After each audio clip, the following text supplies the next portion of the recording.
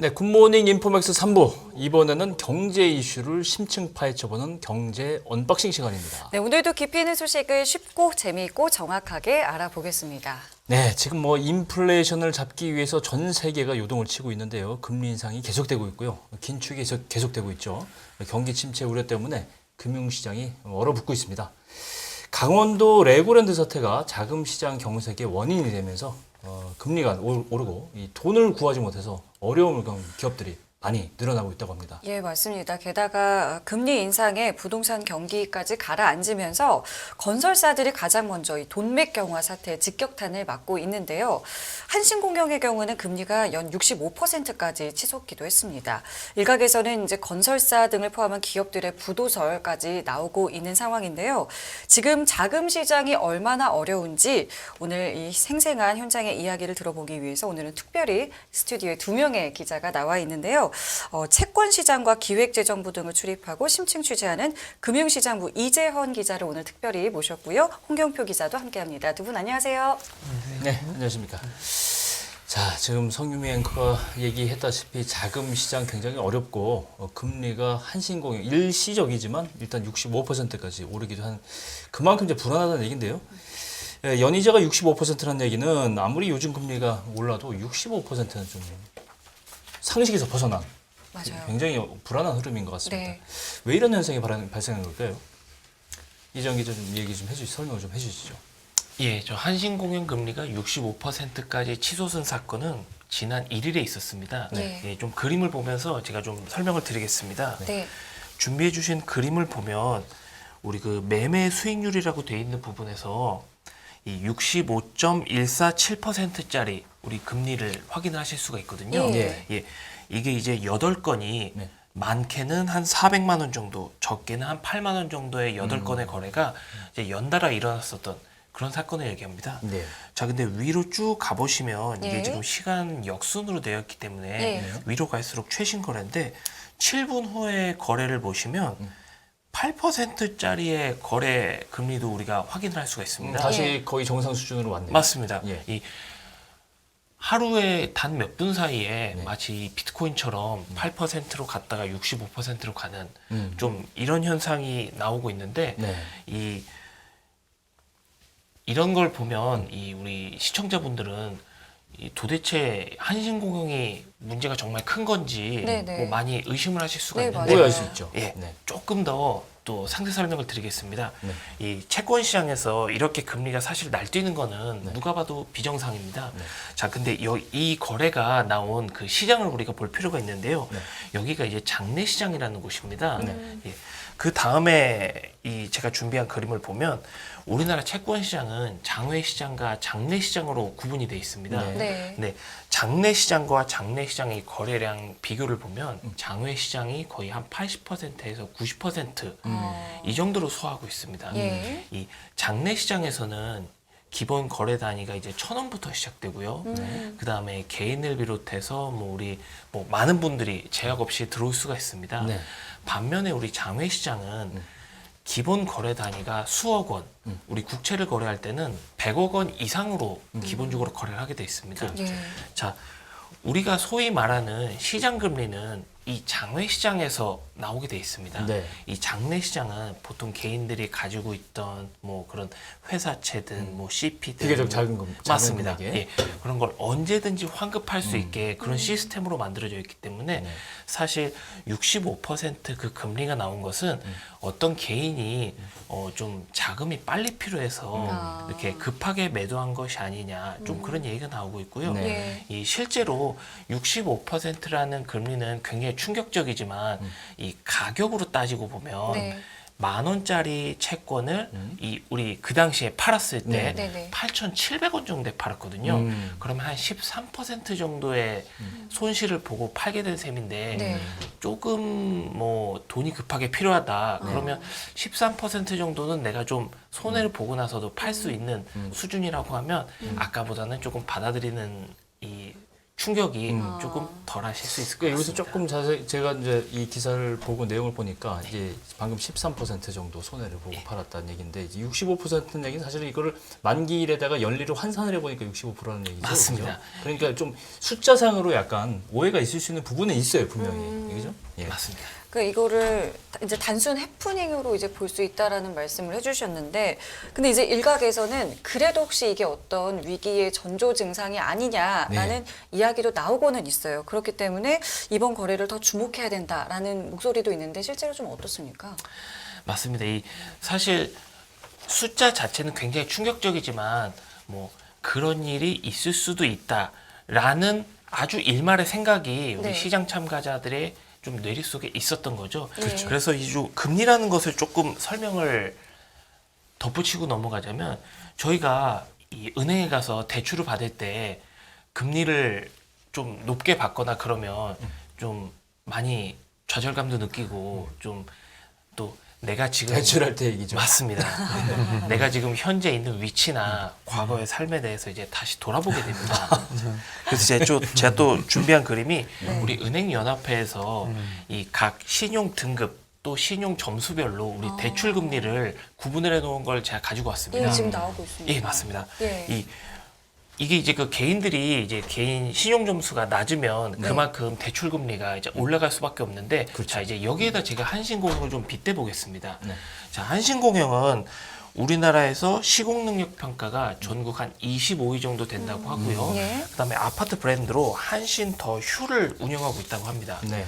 예, 분명 뭐 나름의 이 그 사업 기반을 가지고 우리 그 운영을 하고 있지만 사실 건설사나 우리 한신공영이라는 위치가 우리 아까 우리 개인들의 신용 점수를 보면 조금 이 뒷단에 있는 뭐 조금 평균보다는 조금 낮은 수준이라고 얘기할 수 있겠습니다. 왜냐하면 한신공영이 우리 국민들이 다 아는 뭐 굴지의 대기업 정도는 아니거든요. 네. 그래서 우리 회사 기업을 전반적으로 이렇게 늘여놨을 때 조금 뒷단에 있는 기업이다. 뭐 그런 정도로 평가를 할 수 있겠습니다. 자, 근데 아까 말씀해 주셨듯이 이제 한신공영이라는 건설사가 좀 주목을 받은 건데 건설사가 어떤 곳입니까? 이제 도로도 짓고 건물도 짓고 아파트도 짓고 그렇지 않습니까? 근데 그렇게 되려면 뭐 자재도 많이 필요하고 인력도 많이 필요하고 뭐 장비도 많이 필요하고 그렇죠. 이렇게 필요한 부분이 많습니다. 그렇죠. 근데 모든 건설사가 큰 프로젝트를 맡거나 뭐 크고 작은 프로젝트를 맡을 때 그런 인력들이나 자재들을 다 가지고 있지 않습니다. 그렇죠. 자기 돈으로 할 수는 없죠. 맞습니다. 그래서 필요할 때 이제 그 돈을 빌려서 또 이 자재들과 인력들을 구해서 열심히 사업을 하고 나중에 이제 다 정산을 받으면 빌린 돈을 갚고 남은 돈을 자신들의 이제 이익으로 예. 이제 챙기고 그렇죠. 그런 구조를 가지고 있습니다. 네. 자, 그래서 돈을 빌리게 되는데 자, 우리 김경훈 진행자님께 제가 여쭤보고 싶습니다. 네. 제가 네. 1,000만 원을 대뜸 빌려달라고 하면 어떻게 하시겠습니까? 뭐 그동안에 우정이 있으니까 빌려드릴게요. 고맙습니다. 자, 이렇게 저의 신용만으로 우리 기업들이 돈을 빌린다 하면은 CP로 빌릴 수도 있고 회사채로 빌릴 수도 있는데 그게 바로 이제 신용을 담보로 자금을 조달하게 됩니다. 그렇죠. 아까 얘기한 우리 그 65%를 간 한신공영 회사채가 바로 본인들의 크레딧, 우리 신용으로 돈을 빌린 그런 사례가 되겠습니다. 네. 자, 그런데 이제 그러면은 제가 이번에는 아나운서님께 질문을 드리겠습니다. 예. 똑같이 저한테 제가 예. 대뜸 1,000만 원을 빌려달라고 하면 빌려주시겠습니까? 저는 어디에 쓰실지를 먼저 여쭤볼 것 같아요. 심사를 왜냐면 하신다는 얘기네. 왜냐면 아직 저는 잘 많이 모르니까. 맞습니다. 예. 자, 그럼 제가 이렇게 여쭤보고 싶습니다. 제가 BTS랑 예. 찍은 사진도 보여주고 예. 이 통화 기록도 보여주고 아. 그리고 뭐 문서로 예. 아, 이- 빌려드리겠습니다. 고맙습니다. 예. 제가 그래서 BTS랑 너무 친해서 예. 콘서트를 열고 싶다. 아, 더 얹어드리겠습니다. 그래서 이렇게 좋은 콘서트를 열고 싶으니 돈이 좀 필요하다고 해서 돈을 제가 빌리겠다고 하면은 이렇게 이제 얘기가 좀 달라집니다. 신용도가 올라가네. 맞습니다. 그런 것 때문에. 자, 근데 저는 이 좀 신용도가 낮지만 BTS를 등에 업고 제가 그렇죠. 이렇게 돈을 빌릴 수 있습니다. 네. 자, 건설사들이 이렇게 좋은 프로젝트를 내가 가져왔다. 그래서 돈을 빌리고 싶다. 네네. 그래서 이 돈을 빌릴 수 있는 구조를 우리가 프로젝트 파이낸싱이라고 합니다. 네. 예, 이 프로젝트 파이낸싱을 통해서 건설사들이 돈을 빌릴 수 있는데요.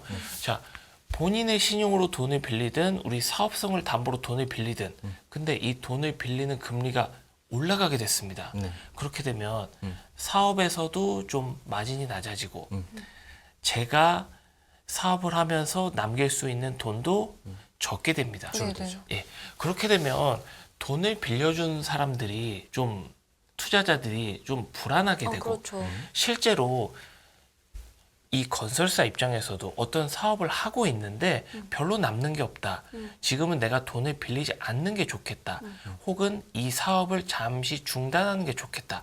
하다 보면 이 건설 그 건축물이나 이런 걸 통해서 우리 아파트에 들어가셔야 되는 분들도 있고 또 도로를 빨리 이용해야 되는 분들도 있는데 그렇죠. 이런 분들이 졸지에 피해를 얻게 됩니다. 그렇죠. 그래서 건설사가 돈을 빌린다는 부분은 바로 이 금융과 실물에 어떻게 보면 이 중간에 있다고 볼 수 있거든요.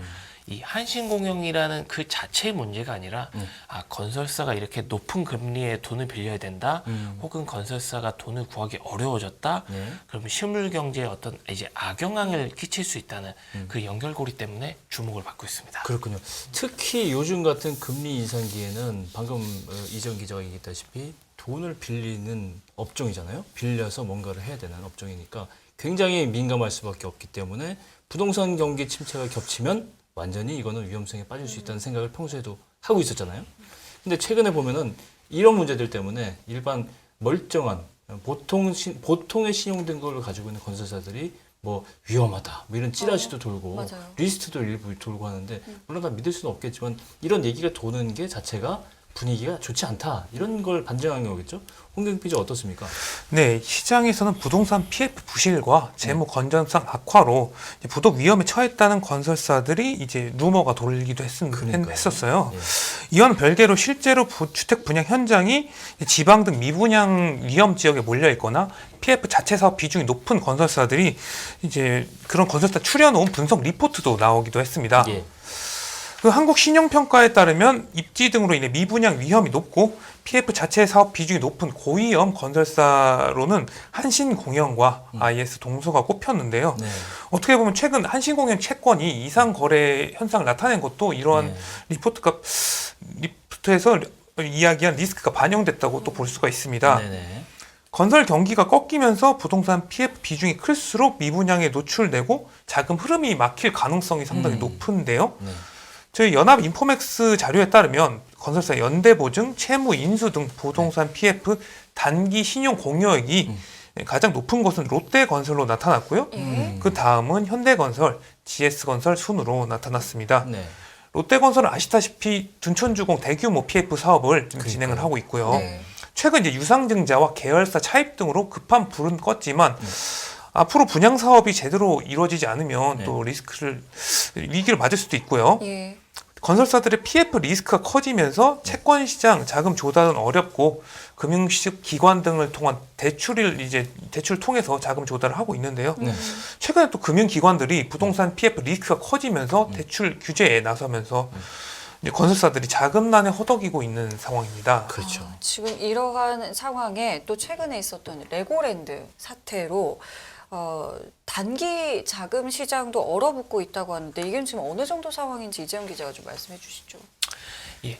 얼어붙는다는 표현을 써주셨는데 이제 물이 얼어붙게 되면 이제 돌질 않게 되지 않습니까? 네. 그래서 저희 서두에 이 경색이라는 표현도 썼는데 예. 예, 그래서 이 뭔가 이제 막힌 겁니다. 근데 이 물이 아니라 자금이라고 보면은 이 유동성이라고 할 수가 있습니다. 네네. 이 유동성이 이제 잘 돌질 않는다. 이제 경색됐다. 그래서 우리가 그걸 이제 유동성이 축소됐다. 유동성이 줄어들었다. 자, 이렇게도 표현을 하는데요. 기본적으로 이 유동성이 줄어드는 데는 이 금리가 많이 연관이 돼 있습니다. 자, 우리가 유동성이 줄어들게 되면 금리가 올라갑니다. 시중에 돈이 많이 없으니까 이 돈을 구하려면 당연히 금리를 좀 높여서 그렇죠. 나한테 비싼 값을 쳐줘야죠. 맞습니다. 좀 네. 투자를 해주십시오. 이렇게 해야 되는 겁니다. 네, 네. 자, 근데 이 반대로 이 유동성과 금리는 서로 상호관계가 있습니다. 그래서 너무 유동성이 없어서 좀 유동성을 풀어야겠다 하면은 인위적으로 금리를 낮출 수가 있습니다.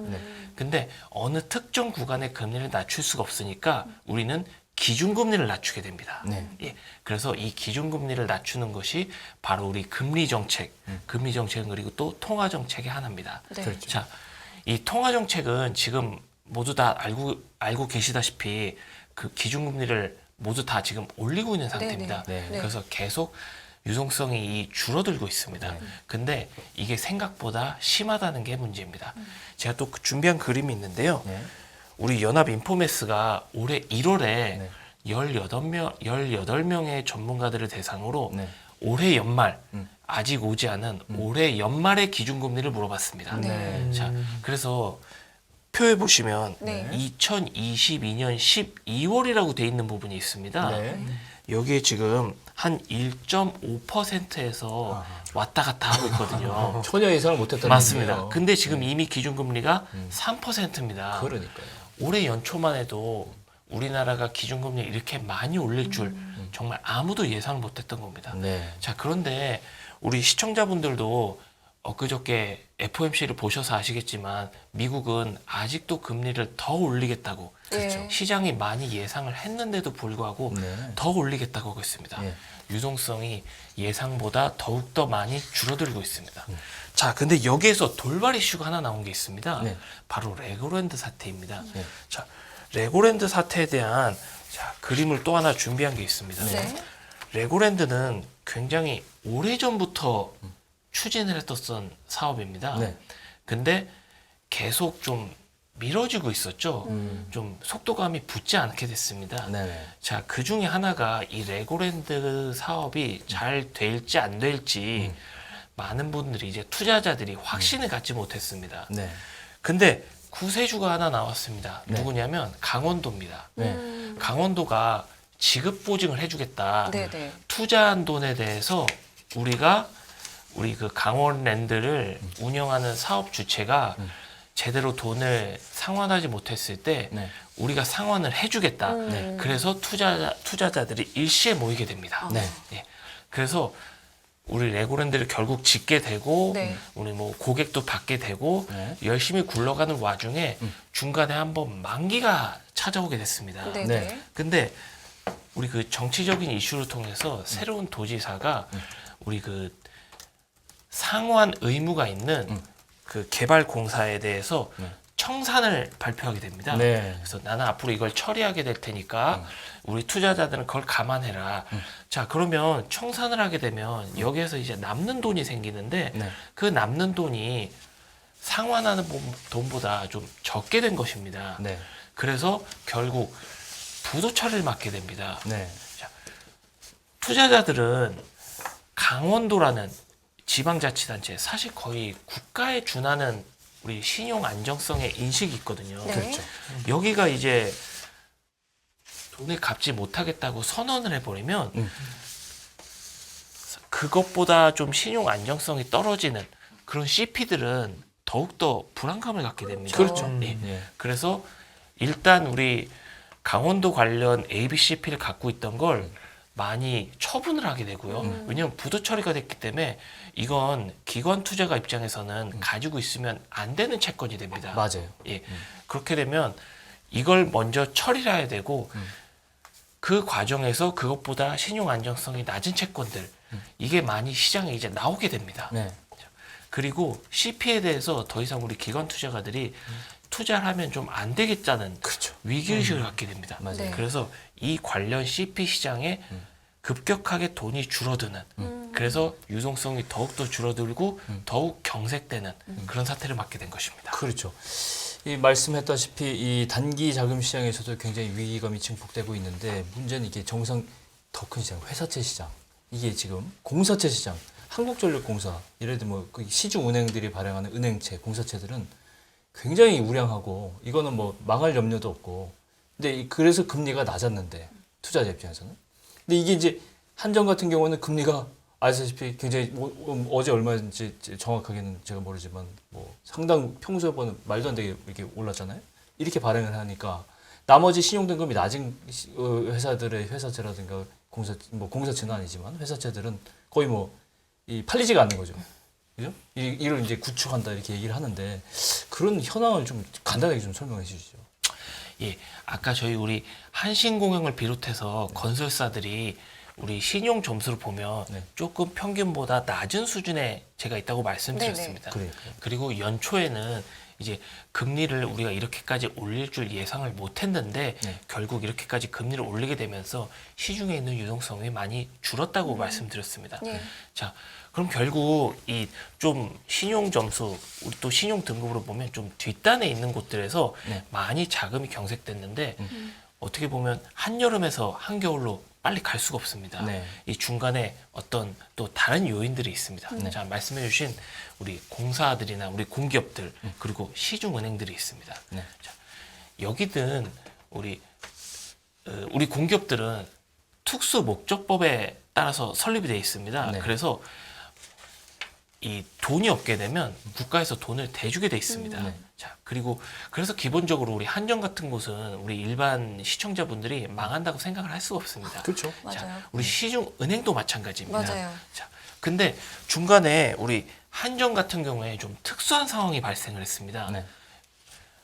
전기 요금을 인상해야 됐는데 이제 본인들이 전기를 만들기 위한 가격은 높아졌는데 그 요금을 그대로 온전히 받을 수가 없다 보니까 적자가 많이 늘어났습니다. 그래서 이 적자를 메우기 위한 조달을 채권을 많이 발행을 하게 됩니다. 네. 이 시장에 안 그래도 금리 인상 때문에 유동성이 많이 줄어들고 있는데 한전 같은 곳들이 평소보다 높은 금리에 당장 자금을 구하는 게 중요하기 때문에 네. 아까 말씀드렸다시피 본인들이 이제 금리를 높여서 발행할 수밖에 없게 됩니다. 네. 그렇게 되면 저희가 항상 밥을 먹어야 되는데 유기농 쌀이 좀 싸게 나왔습니다. 좀 고품질의 유기농 쌀이 좀 싸게 나온 겁니다. 네. 그러면 소비자분들이 다 그쪽으로 이제 갈 수밖에 없습니다. 그렇죠. 당연하죠. 한전이 이제 그런 역할을 하게 된 것입니다. 그래서 중간에 한전채가 많이 나오게 되면서 시중 자금을 한 번 더 빨아들이게 됩니다. 자, 그리고 우리 아까 홍경표 기자께서 중간에 기업들이 자체적으로 자금을 잘 못 구하게 되다 보니까 네. 은행에 대출을 많이 한다고 했습니다. 예, 예. 네. 자, 그렇게 되면 은행도 대출을 많이 해줘야 되는데 그럼 결국 은행도 돈을 가져와야 됩니다. 네. 그렇게 되면 예금을 받는 수단도 있는데 그것보다 조금 더 부족하게 되니 우리 은행채를 많이 발행을 하게 됩니다. 시중에서 은행채를 많이 발행하게 되면 시중은행 역시 아까 우리 개인들의 신용 점수 분포를 보면 은행들은 거의 최고 가장 높은 곳에 이제 신용 점수를 받을 수 있는 그런 곳들입니다. 그렇죠. 자, 그런 우리 은행들이 많이 채권을 발행하게 되면 네. 역시나 시중에 있는 자금들이 우리 은행채로 많이 가게 됩니다. 예. 안 그래도 금리를 많이 올려서 시중의 유동성이 부족해지는데 그렇죠. 우리 한국전력과 은행 같은 우리 신용도가 높은 곳들이 네. 이 좋은 금리에 높은 금리에 채권을 발행한다고 하니 더욱더 그쪽으로 자금이 맞아요. 몰려가게 되고 그렇죠. 우리 신용도가 낮고 신용 점수가 좀 낮고 더군다나 우리 부동산 위기 같은 거를 부동산 위기를 같이 겪고 있는 우리 건설사나 또 그런 사업을 하지 않더라도 신용 점수가 낮은 곳들은 더욱더 자금을 구하기 힘들게 된 그렇게 된 상황입니다. 예, 그렇죠. 그럴 것 같네요. 그렇기 때문에 지금 처음에 이 일을 이제 어떻게 보면 약간 촉발시킨 강원도에 좀 책임을 물어야 되는 거 아니냐라는 그런 여론도 여론들이 사실은 있죠. 굉장히 좀 많이 있는데 이 부분은 좀 어떻습니까? 네, 이제 긴축 기조로 시장 분위기가 침체된 것은 사실이잖아요. 네. 근데 많은 시장 참가자들이 이제 시장 경색이 강원도가 레고랜드 PF 관련 채권을 갚지 않은 데서 촉발됐다고 많이 지적을 하고 있어요. 네. 이로 인해 국가나 다름없는 지방자치단체의 신뢰도가 상당히 많이 떨어졌고요. 네. 그 때문에 이자가 올라서 이제 자금 조달하는데 상당한 비용이 증가할 것으로 급등하고 있습니다. 최근에. 한국가스공사와 인천도시공사 등 공사들도 투자자를 찾지 못해서 채권을 제대로 발행하지 못하는 사태가 발생하고 있어요. 예. 또 현재 한국은행은 인플레이션을 억제하기 위해서 이제 긴축적 통화 정책을 펼치고 있는데요. 네. 신용경색이 발생하면서 금융당국이 유동성을 풀 수밖에 없어서 어떻게 보면 지금 통화정책 기조와 반대로 가게 되는 거죠. 예. 강원도의 지급보증 채무 불이행이 우리나라 금융시장에 대규모 피해를 주게 된 겁니다. 네. 이 영국의 리즈 트러스 전 총리가 중앙은행의 긴축 통화 정책과 반대로 정책을 펼쳐서 대규모 자본 유출이 발생하게 됐고요. 네. 이로 인해서 결국 사퇴를 하게 됐죠. 맞아요. 이에 시장 신뢰를 훼손한 책임을 물어 채권 발행 금지나 지급 보증 제한 등 강원도를 이제 일정 기간 금융시장에서 퇴출해야 되는 거 아니냐는 이런 지적도 시장에서 나오고 있는 상황입니다. 그렇군요. 예, 마지막으로 이재원 기자한테 질문을 좀 드리고 마감을 하는데요. 이 앞으로 그럼 자금 시장 국내뿐 아니라 글로벌 상황에 비춰봤을 때 좀 어떻게 예상이 되고 있습니까? 자, 아까 금리 정책과 유동성은 서로 상관관계가 있다고 했습니다. 네. 근데 미국도 더 금리를 올리겠다고 선언을 한 상태고 네. 우리나라도 이를 어느 정도 따라갈 수밖에 없을 것입니다. 네. 그렇기 때문에 앞으로 우리 시장의 유동성은 더욱더 줄어들게 될 것입니다. 자, 근데 이렇게 되면 우리 중앙은행들도 사실 굉장히 고민에 빠지게 됩니다. 이렇게 그렇죠. 유동성이 많이 줄어들게 되면 경기가 좀 안 좋아질 텐데 맞아요. 어떻게 해야 되냐는 고민에 빠지게 될 것입니다. 네. 네. 근데 현재 스탠스는 우리 경기 침체를 좀 감안하더라도 금리를 더 올려서 물가를 빨리 잡아야 된다는 스탠스입니다. 그렇죠. 그렇게 되면 앞으로 조금 더 금리가 오르게 되고 더 유동성이 줄어들게 되는 그런 상황이 발생할 것으로 생각이 됩니다. 네. 자, 여기까지 들을까요? 네.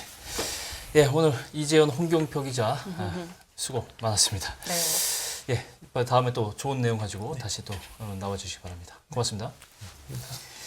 예, 깊이가 다른 경제뉴스 연합뉴스 경제TV 경제를 읽으려면 꼭 알아야 될 뜨거운 경제 이슈를 풀어보는 경제 언박싱이었습니다.